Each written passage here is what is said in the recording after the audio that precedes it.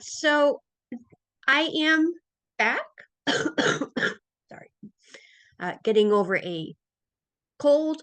Also have a toy sized dog that I'm holding in my lap. So I'm working with one hand on the keys.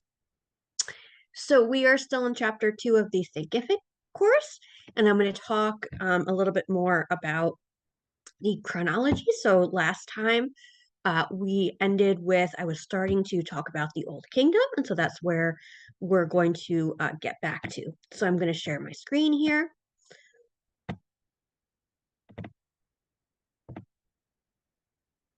And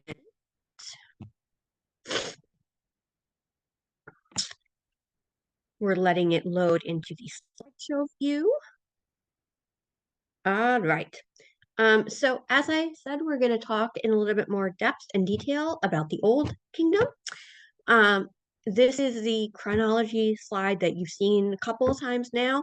Again, like I said, I'm going to keep putting it in just because it gives you that overall view. And then it gives you the view of kind of the period that we're talking about. So we're going to be talking about the Old Kingdom. So we're going to be kind of in this chunk here. And I did make a note about this in the Thinkific text, but in my last video, I said the Old Kingdom was Dynasty 3 through 8, but most Egyptologists view the Old Kingdom dynasties as 3 through 6. So I got that a little wrong, so I just want to make that correction. You've also seen this graphic before as well. So again, we're going to be talking about this chunk of time in a little bit more detail. So roughly in terms of years from 2613 to 2181 BC or BCE.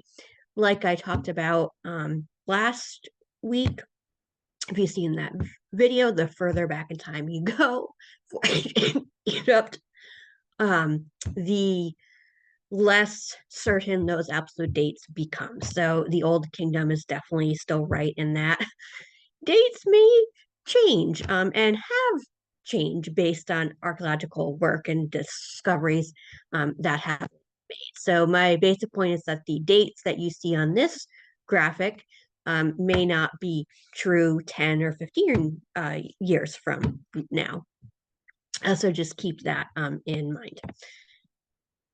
So like I said, the dynasties that Egyptologists usually view or place into the Old Kingdom is 3 through 6 rather than 3 through 8.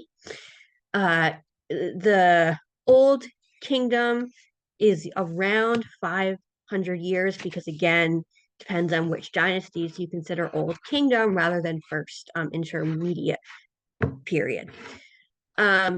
Like I've said in other videos, the archaeology seems to hint that it's during the Old Kingdom that the royal family or that the ruling dynasty, whichever one was in power, sort of held the most absolute power and maybe even had control of the most resources. And I hear someone getting home, so there's going to be dogs barking. So I'm going to do a video later on.